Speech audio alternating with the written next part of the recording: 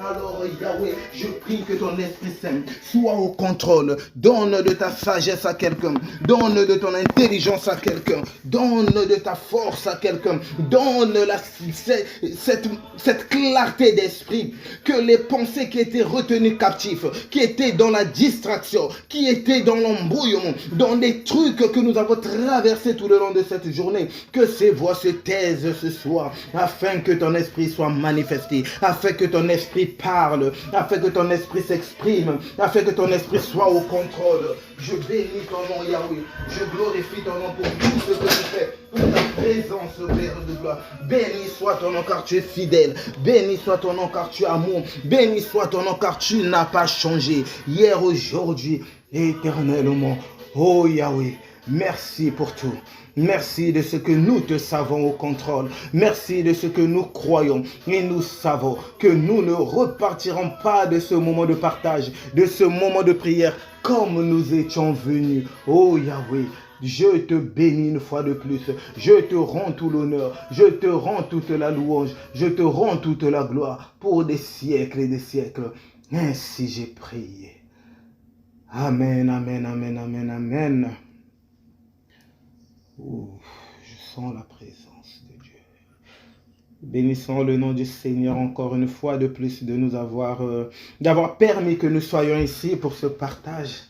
En tout cas, je rends grâce à Dieu. Je rends grâce à Dieu encore parce que il a encore parlé en ce jour et donc aujourd'hui, nous allons continuer sur quelque chose que nous avons fait, je crois, il y a une semaine, je ne sais plus trop exactement. On avait fait un terme qui s'intitulait « Le temps ne change pas les choses, mais c'est notre maturité, qui change les choses. » Amen.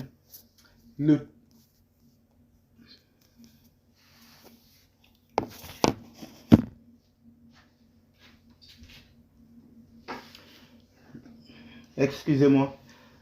Le temps ne change pas les choses, mais c'est notre maturité qui change les choses. Amen, amen, amen, amen.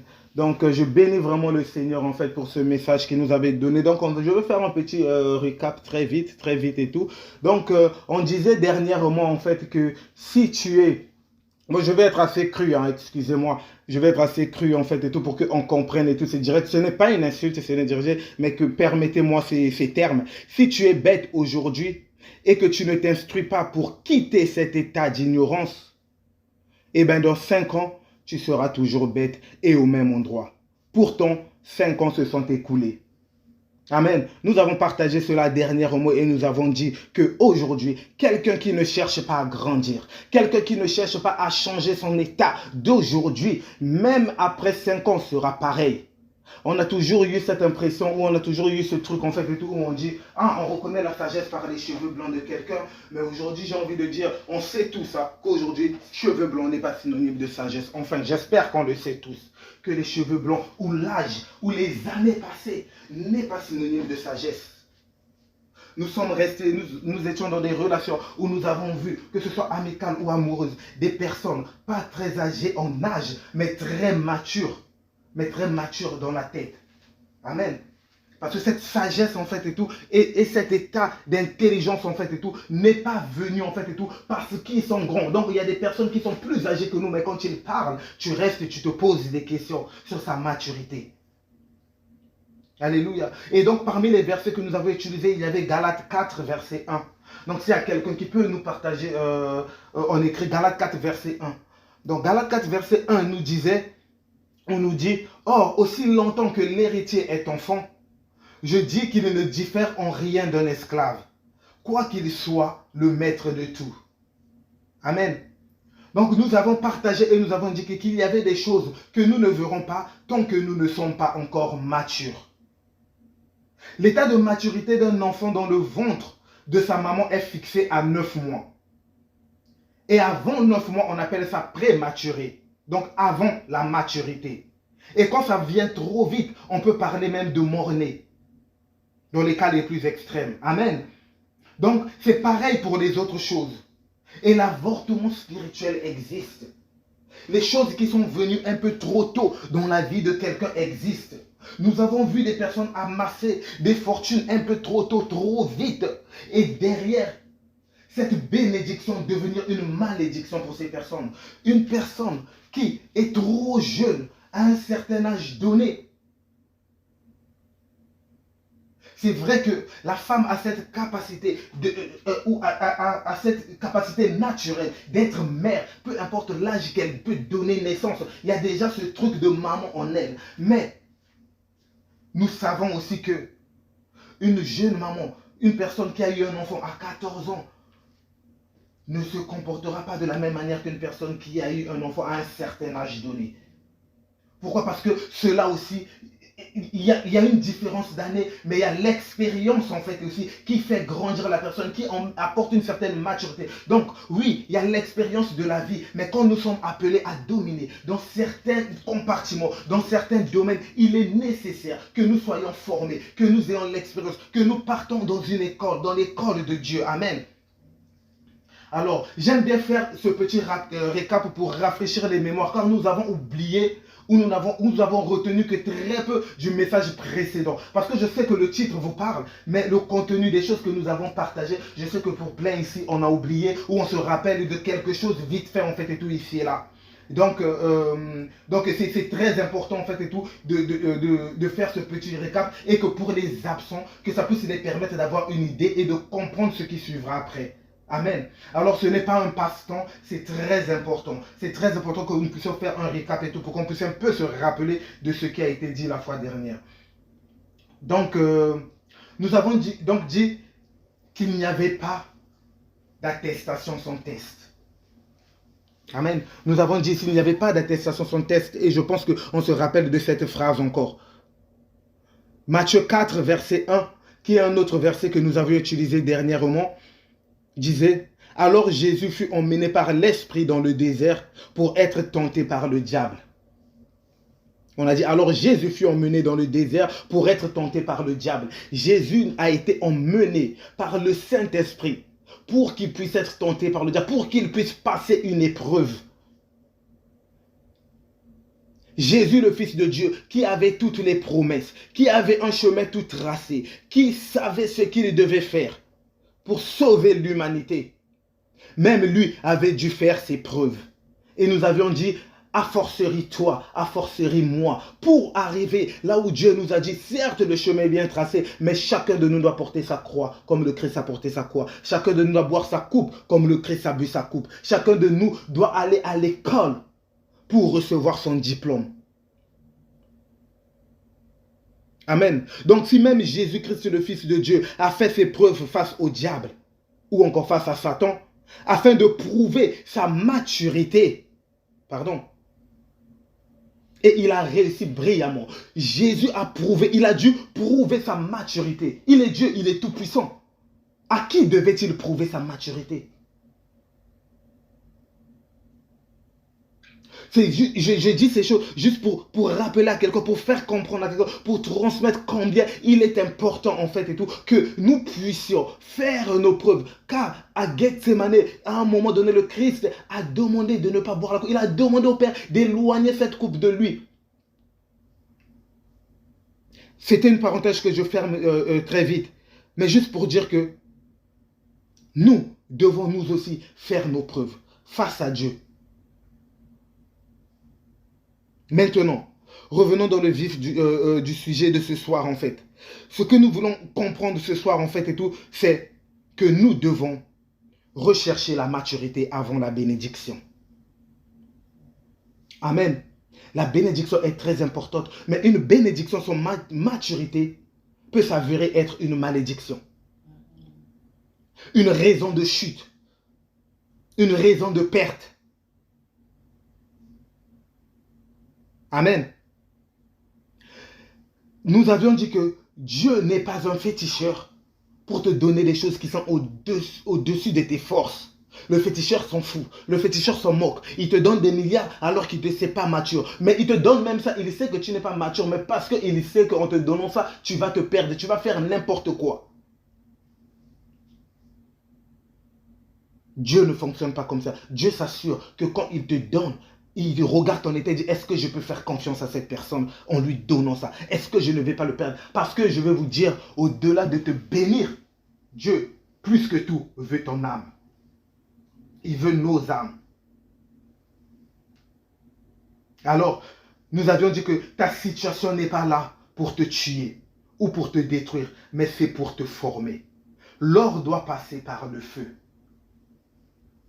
L'or doit passer par le feu. L'or que nous apprécions aujourd'hui a subi une transformation avant de devenir cet outil, ce truc que nous apprécions tous, que nous aimons tous. Alors, Dieu ne peut pas traiter avec ta destinée sans t'avoir préparé pour cela. Le truc, c'est que des fois, ta situation persiste parce que Dieu te donne d'abord les occasions de traiter avec les lots de ta vie. Nous avons parlé de Lot et nous avons beaucoup parlé dessus. Donc, Dieu te donne l'occasion de traiter avec les lots de ta vie. Pour ceux qui n'étaient pas là, on avait dit Lot signifie aveuglement. Et donc, quand Dieu a demandé à Abraham de quitter la maison de son père, Abraham est parti avec Térak, son père, et il est parti avec Lot avec lui. Et pendant un bon moment, il était sur la terre où le Seigneur l'attendait, mais parce qu'il était avec Lot, qui signifie aveuglement, et Térak, qui signifie stagnation, non-avancement, il ne pouvait pas voir ce qui était là pour lui. Il ne pouvait pas réaliser qu'il était déjà sur la terre qui lui était prédestiné. Et Lot, et Abraham n'a pu ouvrir ses yeux que quand il s'est séparé de Lot et de Térak. Amen. Et donc, je disais, donc Dieu, c'était encore un récap et tout pour ceux qui n'étaient pas là. Donc Dieu te donne les occasions d'abord de traiter avec les lots de ta vie. Et nous avons aussi dit, Lot, ça peut être une personne. Mais Lot, ça peut être n'importe quoi. Lot peut être une relation. L'autre peut être ton travail, l'autre peut être tes enfants, peut être ton conjoint, peut être une maladie, peut être un truc intérieur, des blessures émotionnelles. L'autre peut être n'importe quoi. Dieu te donne déjà en fait et tout, de trouver les lots de ta vie, de trouver les terrains de ta vie, d'éliminer ces choses-là, de sortir de ces choses-là. Il est en train de te former. Et si, dans le process de ce qu'il est en train de faire et tout, et que le lot de ta vie, tu n'arrives pas à t'en séparer, mais à chaque fois tu échoues, Dieu va intervenir en fait. Il va t'aider en fait à sortir de cette chose en fait. Amen. Je vais prendre des exemples tout à l'heure. Donc on dit que Lot, comme on a dit que Lot pouvait être n'importe quoi, nous avons pris des exemples et tout, nous l'avons expliqué ici. Mais en fait, Dieu te donne, si, je veux prendre un exemple comme ça. Si par exemple, tu étais attaché à l'image, à ton image, à toujours vouloir plaire, à toujours vouloir faire des choses en fait et tout, pour qu'on dise, voilà, le frère Ben Morgan a fait ceci, la sœur Stécha a fait cela, maman Laura a fait ceci, maman Laura a fait cela. Tu es attaché à l'image en fait et tout, à ce que les gens disent toujours des bonnes choses de toi. Bah, Dieu peut permettre que tu sois par exemple sali en fait et tout. Quand tu n'as pas compris en fait et tout, que tu ne devais pas continuer à être esclave de ça, mais à faire ce pourquoi Dieu t'appelle. Parce que des fois, le danger avec ça c'est quoi? Dieu peut te demander de faire une chose, mais parce que tu ne veux pas être mal vu aux yeux des gens, tu trouves des compromis, tu trouves des stratégies pour contourner ce que Dieu t'avait dit parce que tu as envie de plaire aux gens. Parce que tu veux que ton image en fait et tout soit d'une certaine manière en fait et tout avec les gens. Donc tu déplais à Dieu pour plaire aux hommes. Et Dieu pouvait donc permettre que tu sois sali, qu'il y ait une situation, une querelle, quelque chose qui va te séparer, mais qui va te faire comprendre en fait et tout qu'il n'y a que Dieu qui justifie et qui donne une image, qui s'occupe en fait et tout de ce que les gens doivent voir de toi, de ce que tu dois rejeter en fait. Amen. Donc, chaque personne, en fait, et toi, a ses problèmes. Chaque personne est dans ses situations. Pour d'autres personnes, ça peut être le commérage. Ça peut être le commérage. Tu es dans le commérage. Tu es dans le commérage, mais Dieu te donne le temps de traiter avec le commérage, de traiter avec le mensonge, de traiter avec ces choses-là avant de t'utiliser, avant de t'emmener là où tu es. Mais tu ne laisses pas. Il t'a donné des avertissements dans le secret. Il te parle dans le secret. Mais à chaque fois qu'il y a un test qui vient, à chaque fois que tu reçois un message ou tu as une opportunité de retomber dans le commérage, à chaque fois tu échoues. À chaque fois tu échoues. Il n'y a pas d'attestation sans test. Donc, quand à chaque fois tu échoues au test, il n'y a pas d'attestation. Tu répètes, tu continues.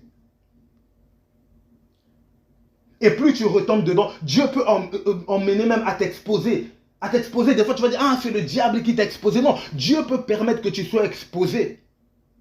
Comme ma femme, une fois, elle a dit, elle a donné un exemple, elle a dit, on t'envoie des messages, tu prends, tu fais copier-coller et tu sélectionnes des gens à qui tu vas envoyer en fait quelque chose parce que tu es tellement dans le commérage. Une fois, elle avait dit, je prie même en fait et tout que Dieu te donne de sélectionner la personne concernée et de renvoyer le message à la personne que tu es en train de parler là. Tu vois, là où tu es en train de commérer là, Dieu peut permettre en fait et tout que tu fasses copier-coller, tu renvoies la même personne et tout, et la personne voit en fait et tout. Donc il t'expose pour te faire comprendre en fait et tout que cette situation, cette chose-là, je ne veux pas ça dans toi. Tu dois arrêter ce comportement, tu dois arrêter cette chose-là. Amen.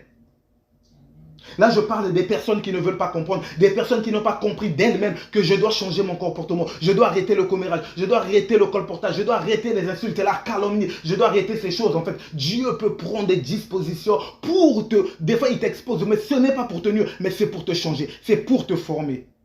Car Dieu connaît ton cœur. Alors, arrêtons de dire à Dieu que nous sommes prêts. Tu veux informer quoi à Dieu? Pourquoi nous avons toujours tendance à vouloir dire à Dieu ce qu'il sait mieux que nous? Amen. Dis-moi pourquoi tu cherches l'argent.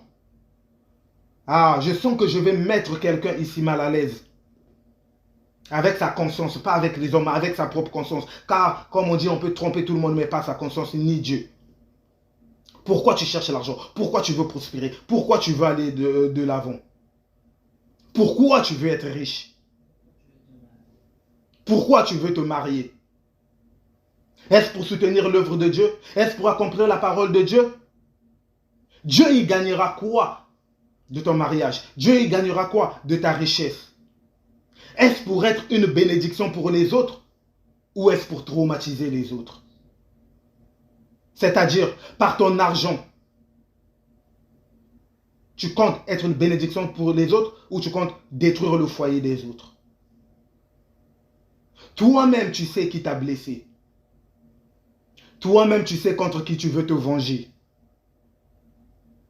Ah, quand je serai riche, vous verrez. Ah, un tel s'est marié. Quand je me marierai, vous allez voir mon voile. Vous allez voir la traîne de ma robe. Elle, ça s'est arrêté ici. Pour moi, la traîne, ça va prendre 3 avenues. 3 ruelles jusqu'à là-bas. Hélicoptère, on va débarquer au cheval. Toi-même, tu sais pourquoi tu veux te marier. Et l'état de ton cœur. Vous demandez, vous ne recevez pas parce que vous demandez quoi? Mal. Dieu te connaît, il connaît l'état de ton cœur, il sait pourquoi tu es en train de demander certaines choses. Est-ce que l'état de ton cœur a changé? Pourquoi tu veux le permis? Pourquoi tu veux faire cette étude? Pourquoi tu veux X ou Y? Peu importe les choses que tu cherches, pourquoi tu les veux? Quelles sont tes motivations? Quelles sont tes motivations? Quelles sont nos motivations? Arrêtons de dire à Dieu que nous sommes prêts. Arrêtons de dire à Dieu que nous voulons ces choses. Car il sonde les profondeurs de nous. Il nous connaît mieux que nous-mêmes. Il nous a créés.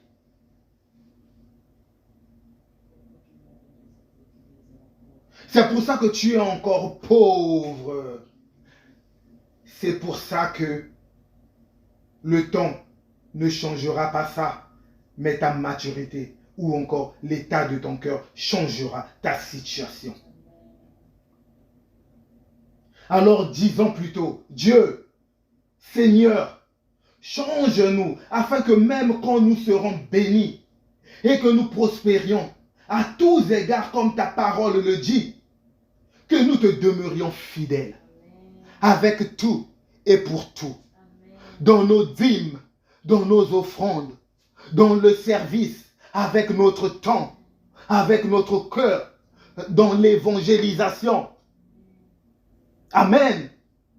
Demandons cette dimension-là à Dieu. Arrêtons de dire, donne-moi le mariage, donne-moi les tout. Mais disons à Dieu, donne-moi de te demeurer fidèle, afin que le mariage ne devienne pas une raison de chute pour moi, afin que mon mariage ne m'éloigne pas de toi, afin que la notoriété ne m'éloigne pas de toi, mais me rapproche de toi. Que comme Daniel, avec les fonctions, que je continue à prier comme je priais avant, sinon pas plus. Car je me rappelle, nous avons partagé ici et nous avons dit, plus nous avançons, plus Dieu nous bénit, plus nous avons besoin de prier. Plus nous sommes occupés, plus nous avons besoin de prier, de disposer encore plus de temps, de chercher Dieu, de rentrer dans son intimité, d'être avec lui. Parce que laisse-moi te dire, mon frère, ma soeur, si aujourd'hui le diable te combat dans ta situation d'aujourd'hui, alors que tu n'as rien, alors que tu n'es personne, entre guillemets, alors que tu n'es pas connu, tu n'as pas la notoriété, mais tu vois des attaques, tu vois des oppressions, tu as l'impression que tout le monde est contre toi, tu as l'impression que X, Y chose, laisse-moi te dire, quand Dieu te bénira, ces choses-là seront encore plus grandes, il y aura encore plus de pression, il y aura encore plus d'attaques, il y aura encore plus de tentations, il y aura encore plus de ces choses. Cela ne veut pas dire arrête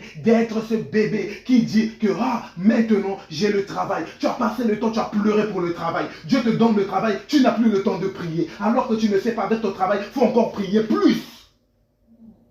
Plus tu avances, le drame, c'est que trop de gens pensent que plus que j'avance, je suis occupé. J'ai trop de problèmes, j'ai des affaires, j'ai des investissements, je suis dans des avions, je suis à gauche, à droite. Tu n'as plus le temps pour Dieu. Non, plus tu es béni, plus tu as le temps pour Dieu. Si Daniel pouvait le faire en étant ministre, toi tu peux le faire en étant chef d'entreprise. Amen. Donc, prions et demandons-le, disons-le, Dieu, donne-moi de te demeurer fidèle dans mes offrandes. Dans ma dîme, j'ai envie de dire, quand la dîme est petit là, quand c'est encore peu là, c'est facile. Quand je dis petit peu, c'est relatif. Chacun décide en fait de tout. C'est quoi beaucoup, c'est quoi peu. Mais quand ta dîme devient 10 000, quand ce que tu perçois, enlever la dîme, c'est 10 000, est-ce que tu vas rester fidèle? Est-ce que tu vas continuer à donner ta dîme comme quand c'était 150 euros, 200 euros, 300 euros, 50 euros, peu importe, 500 euros? Est-ce que quand ta dîme deviendra 20 000, 100 000, 1 million, pourquoi pas? Nous sommes des enfants de Dieu. L'or et l'argent appartiennent à notre Père. Est-ce que tu vas continuer à donner ta dîme? Est-ce qu'on va continuer à lui être fidèle?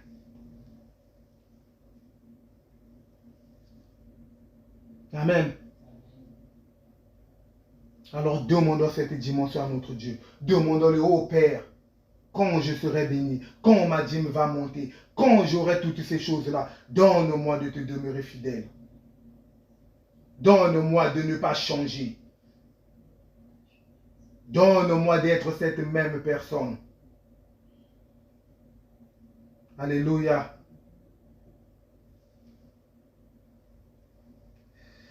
Alors, maintenant, nous allons prendre un exemple. Nous allons prendre l'exemple de Joseph.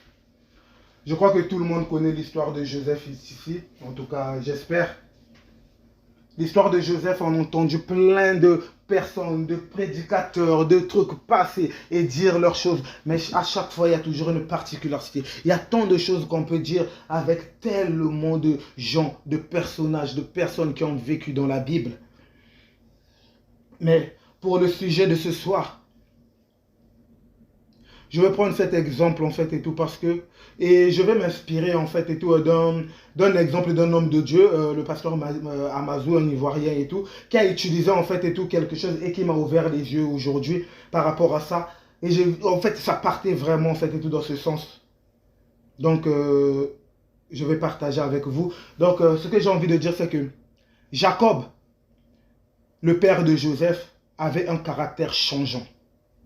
Pour ceux qui connaissent l'histoire de Joseph, en fait, après, si tu croyais connaître l'histoire de Joseph et qu'il y a des éléments, il y a des choses que j'utilise que tu ne connais pas ou que tu n'avais pas trouvé, je t'exhorte vraiment à retourner encore lire l'histoire de Joseph parce que c'est vraiment un exemple d'histoire, c'est vraiment un exemple d'enseignement. Amen. Donc, Jacob, le père de Joseph, avait un caractère changeant. Je vous donnerai la référence et tout plus tard. Il était instable. Moi, quand je vois ça déjà, je me dis qu'il n'était pas quelqu'un digne de confiance. Amen. Et la Bible dit qu'au soir de sa vie, il fit des tuniques pour ses enfants. Il en avait 11. Il les fit toutes de même couleur, mais celle de Joseph était multicolore. Alors, prophétiquement, il transmettait, parce que d'autres personnes disent en fait et tout que C'était une distinction qu'il avait faite, en fait, qui avait aussi suscité un peu la jalousie et la colère de ses frères. C'est normal, quand nous sommes 11 enfants, nous avons tous grandi dans des familles où à plusieurs enfants, quand on fait quelque chose et que pour une certaine personne, on lui donne toujours des choses différentes à nous, où il y a toujours quelque chose, même des fois, quand on servait la nourriture, il a eu 3 morceaux, 4 morceaux, on a donné ça. Cette petite différence attirait toujours, en fait, et tout, le mauvais œil, etc., etc. Donc, en gros, lui, il a donné en fait et tout à Joseph la tunique, une tunique multicolore. Donc prophétiquement déjà, il transmettait ses traits de caractère changeants ou encore instables à son fils, sans le savoir lui-même. Ok? Pourquoi je dis prophétiquement? On va le comprendre plus tard. Donc lui-même était quelqu'un qui dit ça aujourd'hui. Là, je parle de Joseph. Hein. Je parle de Jacob, pardon, le père de Joseph. Donc Jacob, le père de Joseph, il était une personne en fait et tout, instable, qui aujourd'hui il dit une chose et demain il dit autre chose. Ok? On connaît tous quelqu'un de comme ça, quelqu'un de changeant, qui te promet aujourd'hui, demain il change. Et ça, comme je le dis souvent, si tu ne connais pas quelqu'un de comme ça, c'est que cette personne c'est toi. Amen. Donc la Bible nous dit que Joseph était rapporteur. Joseph, le fils maintenant, à qui on a donné la tunique multicolore. Joseph était rapporteur. Et quand il se retrouvait avec ses frères et qu'il se passait quelque chose, il allait le dire à son père. C'était donc la balance de la bande. Il était le rapporteur. Il avait mauvais caractère, la Bible nous dit. Il était double, comme sa tunique. Mais le truc, c'est que Joseph était dans les plans de Dieu. Mais Dieu ne pouvait pas bâtir son église avec une brique instable. Il ne pouvait pas bâtir son église avec une brique pas sûre. Combien de personnes ici on te dit, cette brique-là, en fait, et tout, au bout d'un an, ça va fondre. Et qui va prendre quand même cette brique et va mettre pour bâtir sa maison. Car je rappelle, nous sommes l'église de Dieu. Et Dieu, quand il veut bâtir avec nous, c'est pour que nous puissions représenter son œuvre. Donc, il était impératif pour Dieu de le changer. Parce que j'ai envie de dire, Dieu ne te prend pas parfait. Dieu te prend dans ton état et il te qualifie. Dieu a pris Joseph dans son état et il l'a qualifié. Amen. Donc Dieu fallait faire un travail avec Joseph. Il fallait le rendre plus mature. Donc j'ai envie de dire à quelqu'un ici, Dieu a prévu de faire de grandes choses avec toi comme Joseph. Mais il y a des choses en toi qui doivent changer. Fais-nous grâce, Seigneur. Donne-nous de détecter et de savoir ce qu'il y a en nous qui doit impérativement changer. Ce qui est en nous qui nous aveugle, qui nous bloque, qui nous garde dans cet état, qui nous garde dans cette situation. Donne-nous le discernement comme nous avons dit dernièrement. Donne-nous la maturité. Joseph devait précéder son peuple en Égypte pour préparer les mauvais temps. Là encore, je dis pour ceux qui lisent la parole, il faut qu'on retourne, je vais vraiment partager en fait et tout, ce truc, parce que je sais qu'il y a des gens qui connaissent l'histoire bien, mais c'est toujours important de revenir lire, parce qu'on n'a pas toujours la même révélation à chaque fois que nous lisons la parole. Allah, le lecteur de la Bible, il te dira la même chose. Joseph devait précéder son peuple en Égypte pour préparer les mauvais temps. Le temps de la famine arrivait et il fallait que Joseph parle à Pharaon. Amen. Donc, Proverbe 16, verset 7. Pour quelqu'un qui peut nous le partager, s'il vous plaît, si quelqu'un peut vous me partager, Proverbe 16, verset 7 dit, « Quand l'Éternel approuve les voies d'un homme, il dispose favorablement à son égard même ses ennemis. » Amen. Proverbe 16, verset 7, je répète, « Quand l'Éternel approuve les voies d'un homme, il dispose favorablement à son égard même ses ennemis. » Pourquoi j'utilise ce verset? Parce que quand les frères de Joseph décident d'en finir avec lui, la Bible dit, ils enlèvent ou encore ils retirent la tunique. Amen. Dis avec moi, le bon dépouillement. Le bon dépouillement, amen. Ils retirent la tunique de Joseph.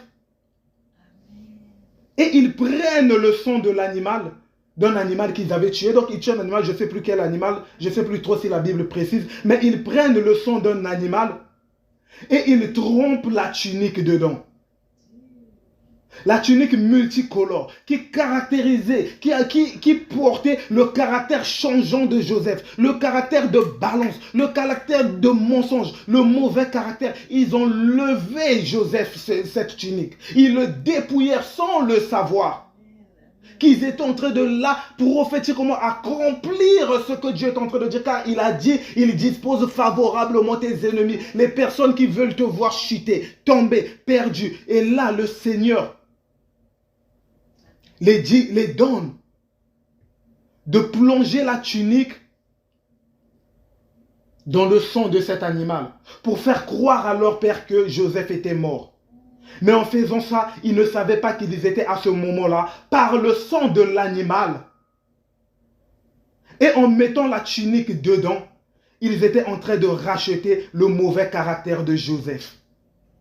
Tout ce qui le caractérisait par cette tunique était parti de lui, par cette action.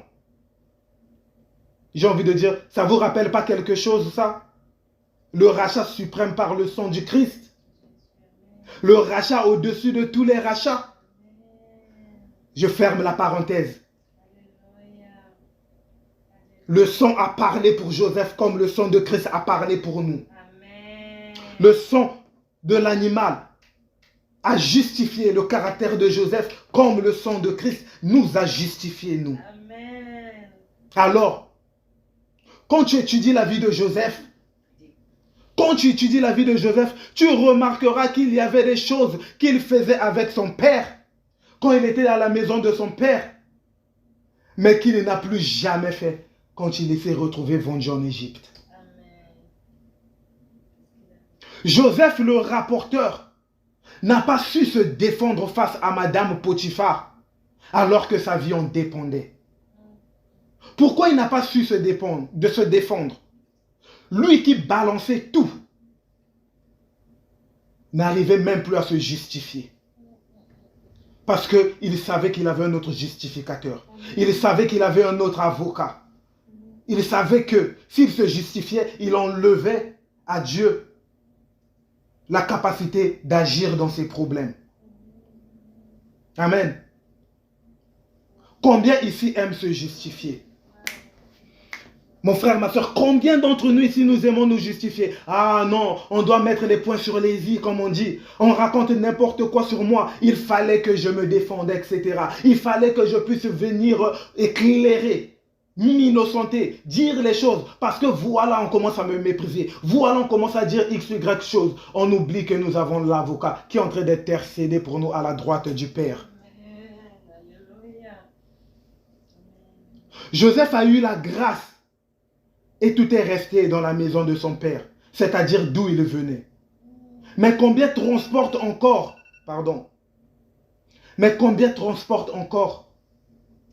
les fardeaux de la maison du père dans leur mariage? Amen. Combien? Excusez-moi, j'ai eu un problème avec le téléphone. Combien?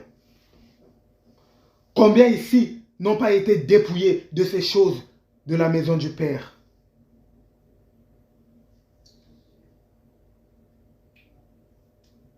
Joseph le rapporteur avait changé. Joseph le rapporteur a été transformé. Amen. Dieu veut d'abord te soigner. Mais toi, tu veux d'abord te marier.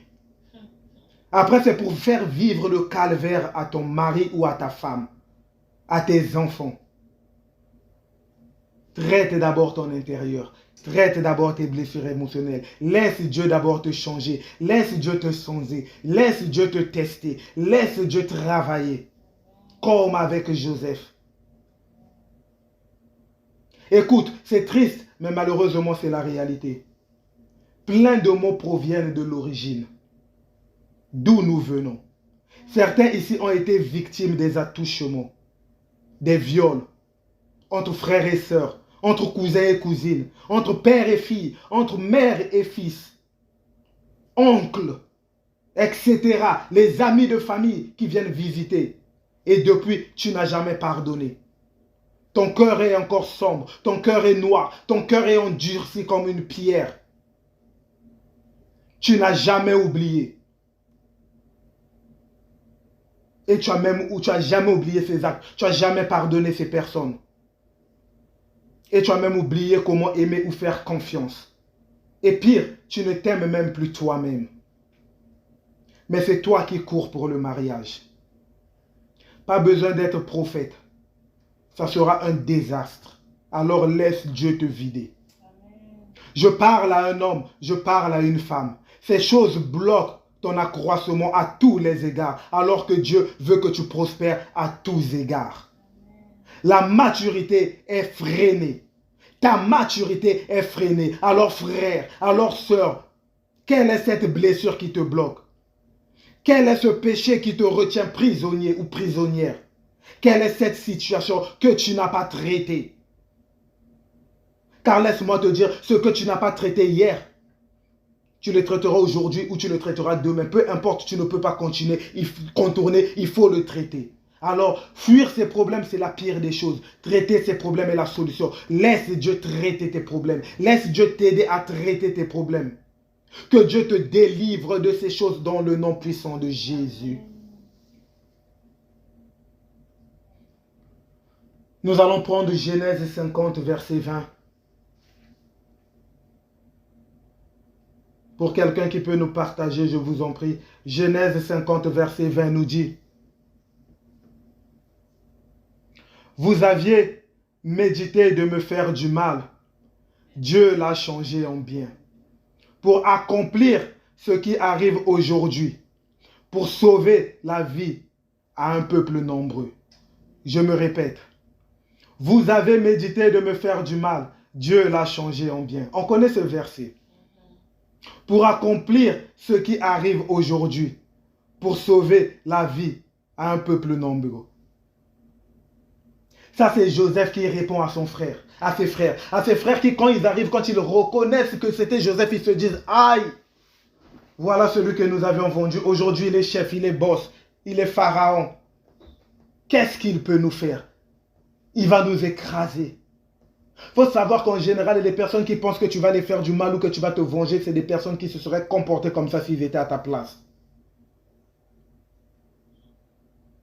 Pensez-vous que le Joseph qui avait encore la tunique, ce caractère d'avant, aurait parlé comme ça, ou aurait réagi comme ça?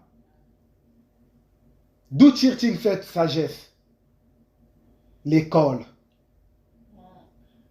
Qu'est-ce que tu penses de ceux qui te combattent aujourd'hui? De ceux qui se moquent de toi? De ceux qui veulent voir ta chute? Qu'est-ce que tu rumines contre eux? Quand Dieu, parce qu'il le fera, quand Dieu les aura livrés sous tes pieds, quand Dieu te donnera le pouvoir de les écraser, que feras-tu? Pense-y. Joseph pouvait les écraser, Joseph pouvait les détruire, mais il a trouvé une excuse pour eux. Il a eu la sagesse de sortir cette parole prophétique, cette parole de sagesse. Alors que ses frères avaient peur des représailles, Joseph les remerciait de les avoir vendus. Est-ce que toi, tu remercieras les gens de t'avoir combattu? Car il faut savoir une chose, toutes les personnes qui te combattent sont en train de te former.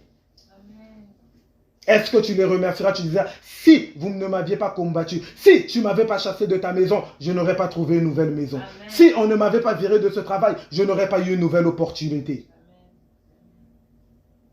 Amen. Un autre exemple. Alors que Saoul voulait tuer David, lorsque David a eu l'opportunité d'en finir avec lui, une fois pour toutes, il décida simplement de couper, je crois que c'était le bout de son vêtement, de ce dernier, comme pour le dire: j'aurais pu te tuer, mais je ne l'ai pas fait.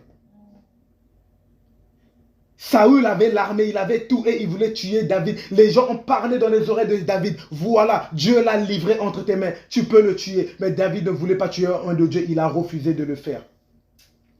Est-ce que quand tu auras l'opportunité de détruire ceux qui veulent te détruire, qu'est-ce que tu feras? Prouveras-tu l'amour?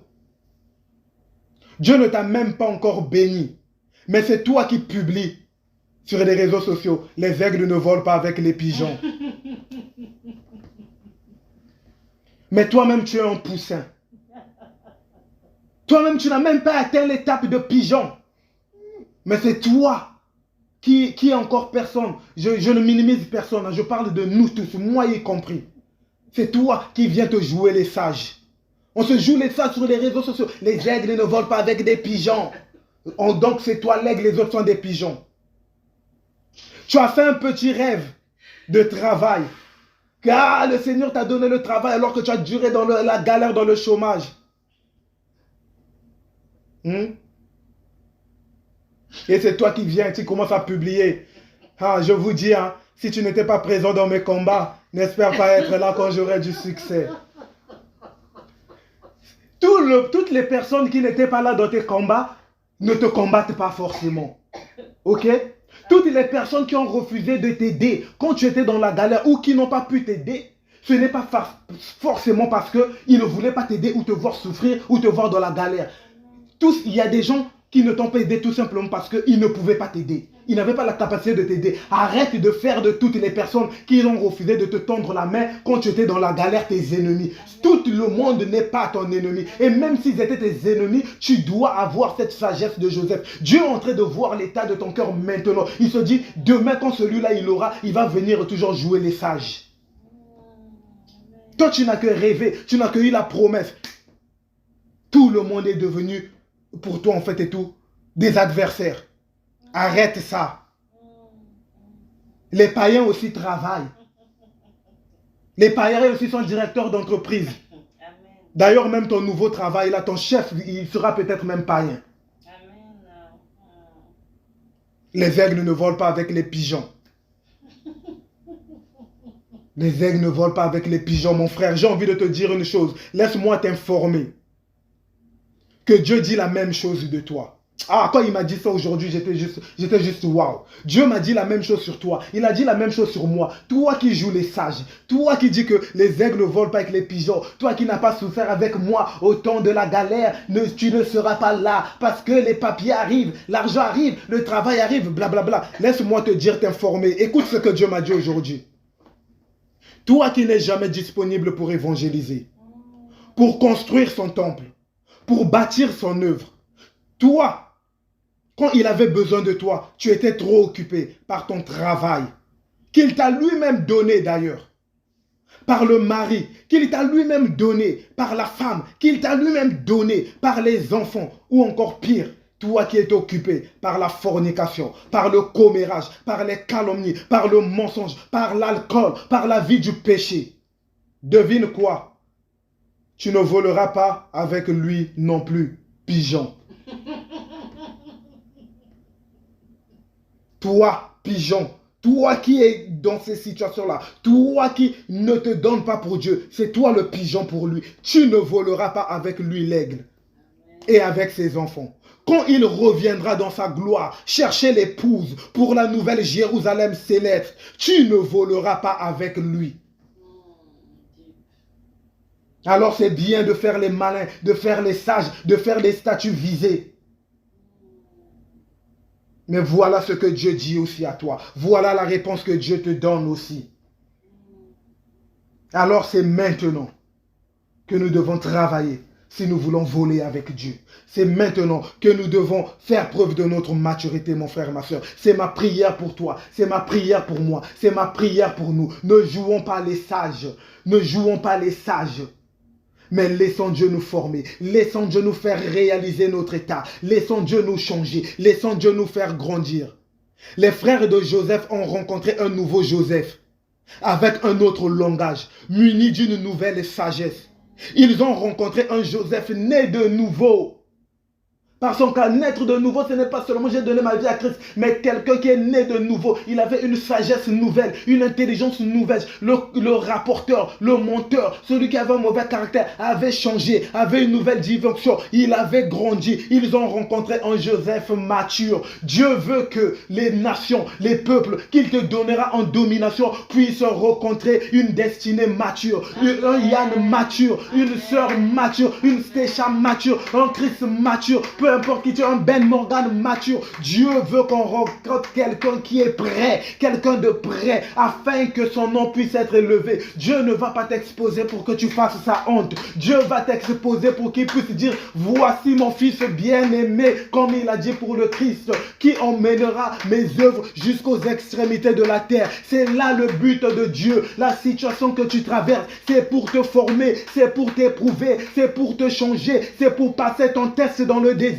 Quand Satan vient te tenter, que tu ne puisses pas chanceler, que tu ne puisses pas tomber, quand les vents viennent, quand les menaces viennent, quand les tempêtes viennent, que tu manifestes la sérénité que Christ a manifestée dans la barque, que tu saches que tu ne couleras pas, que tu ne sois pas quelqu'un qui va tomber dans la cupidité, dans l'amour de l'argent, dans l'amour des femmes. Quand il te bénira, est-ce que tu demeureras fidèle à lui? C'est cette personne-là que Dieu veut susciter en nous pour dominer sur les nations, pour dominer dans tous les domaines qu'il nous a appelés. Alors que ce soit ça notre prière de ce soir, que ce soit ça notre prière, demandons à ce Dieu-là de nous changer. Demandons à ce Dieu-là, comme Joseph, fais-nous grandir. Comme Joseph, transforme-nous. Élève ta voix là où tu es et demande à ce Dieu-là de te former, de te rendre mature, de te rendre comme un enfant qui ne changera pas, qui ne viendra pas jouer les sages, mais qui aura acquis la sagesse. La sagesse, pas parce qu'il a brûlé les étapes, mais parce qu'il est resté à l'école de Dieu, parce qu'il a suivi les tests, parce qu'il a subi les tests. Il est parti à l'école, il a passé les examens et il a réussi brillamment, comme le Christ a réussi le test dans le désert, a réussi le test dans le jardin de Gethsemane. Comme toi aussi, tu réussiras le test, comme David a réussi le test dans le troupeau, comme David, il est passé d'abord à la tête d'un troupeau, à tuer des lions avant de tuer Goliath. Toi aussi, tue les lions, tue la colère, tue la manipulation, tue le commérage, tue la fornication, tue ces choses qui te retiennent encore. Dieu te donne l'occasion de tuer le lion avant de tuer Goliath. Dieu te donne l'occasion de tuer d'abord ces choses avant de tuer le Goliath de ta vie. La grande chose qui t'attend, la grande chose qui t'attend, la gloire t'attend, la domination t'attend. Toutes ces choses, il te les a promis, il te les a données. C'est déjà là, mais seulement il veut te former, seulement il veut nous rendre mûrs, seulement il veut nous rendre forts, seulement il veut nous rendre capables, seulement il ne veut pas que nous soyons perdus, il ne veut pas que les bénédictions que nous aurons puissent devenir des malédictions, des raisons de chute pour nous. Ô Père de gloire, je prie pour cette dimension, pour mon frère, pour ma soeur, pour chacun d'entre nous. Éprouve-nous, change-nous, transforme-nous, donne-nous la force, fortifie-nous, ô Yahweh, car nous ne voulons pas seulement la bénédiction, mais nous voulons le Dieu de bénédiction, le Dieu qui nous donne le discernement, le Dieu qui nous donne la sagesse, l'intelligence de l'Esprit Saint, le Dieu qui nous donne la vision, le Dieu qui nous donne de l'obéir, le Dieu qui nous éprouve, qui nous transforme, qui nous fait passer par le feu, qui nous fait passer par des situations qu'aujourd'hui nous trouvons peut-être difficiles, qu'aujourd'hui nous trouvons peut-être injustes, mais nous croyons et nous savons que ce Dieu-là nous emmène quelque part, comme il a emmené David, comme il a emmené Joseph, comme il a emmené notre Père Abraham, comme il a emmené tous ses enfants. Oh oui, il ne ment pas. Il n'est pas un homme pour mentir ou un fils d'un homme pour se repentir. Il a dit la promesse est déjà là. Son temps est déjà fixé. Si elle tarde, attends-la, car elle s'accomplira certainement. Je prophétise, là où Dieu t'avait dit qu'il allait t'emmener, il t'emmènera. Alors ne joue pas les beaux, ne joue pas les sages, ne joue pas les faux intelligents, mais laisse-le te transformer. Laissons-nous le changer. Laisse-lui nous changer, qu'il nous change, qu'il nous transforme, qu'il nous change, qu'il nous forme, qu'il nous change, qu'il travaille en nous. Ô Père de gloire, je prie pour ça, pour mon frère, pour ma soeur ici présent. Donne-nous de sortir de cette situation. Je ne connais pas tes challenges, je ne connais pas tes problèmes. Toi, tu les connais, Dieu les connaît encore mieux que toi. Alors prie que Dieu te donne la capacité de fermer les portes que tu avais ouvertes par un péché, par un caractère, par un truc que tu as emmené depuis la maison de ton père, par un terrain, à cause d'un lot, à cause d'une situation de ta vie. Prie ce soir que Dieu te donne la capacité de fermer ces portes, la capacité de dompter ce Goliath, de dompter ce lion, de briser les cordes de ce diable, de cette oppression, de cette situation qui te retient captif. Dans le nom de Jésus, je prie ce soir, oh Dieu, donne-nous la capacité, la domination, oh Yahweh, sur toutes ces choses. Enseigne-nous tes voies, enseigne-nous tes voies. Père, je t'en supplie. Yahweh, je t'invoque. Papa, je te le demande. Pour mon frère, ma soeur, pour ma femme, pour moi, pour nos enfants, pour nos familles. Au nom de Jésus, que nous arrêtions de nous plaindre. Que nous arrêtions de nous plaindre et que tu prennes plaisir à l'école, à la formation. Que les murmures nous quittent. Que les lamentations nous quittent. Que les pleurs nous quittent. Car nous savons que notre Rédempteur est vivant. Mon Rédempteur est vivant. Le Dieu que nous prions est vivant. Il ne nous a pas abandonnés et il ne nous abandonnera pas. Au nom puissant de Jésus. Alléluia, alléluia. Ainsi j'ai prié. Père, reçois l'honneur. Yahweh, reçoit la louange. Yahweh, reçoit la gloire. Car nous savons et nous croyons que c'est toi qui, comme Joseph, travaille avec nous, nous change et nous transforme, nous amène là où tu nous attends, oh Yahweh. Car nous croyons et nous savons que le temps ne change pas les hommes. Le temps ne change pas les choses, mais que c'est la maturité qui change. C'est la nouvelle naissance, c'est la nouvelle sagesse qui change notre situation d'aujourd'hui. Car, Yahweh, nous savons que nous ne pouvons pas ouvrir de nouvelles portes avec des anciennes clés. Non, non, non, nous ne pouvons pas ouvrir de nouvelles portes avec des anciennes clés. Donne-nous des nouvelles clés. Donne-nous des nouvelles clés pour ces nouvelles portes. Au nom de Jésus. Alléluia. Amen, amen, amen, amen, amen.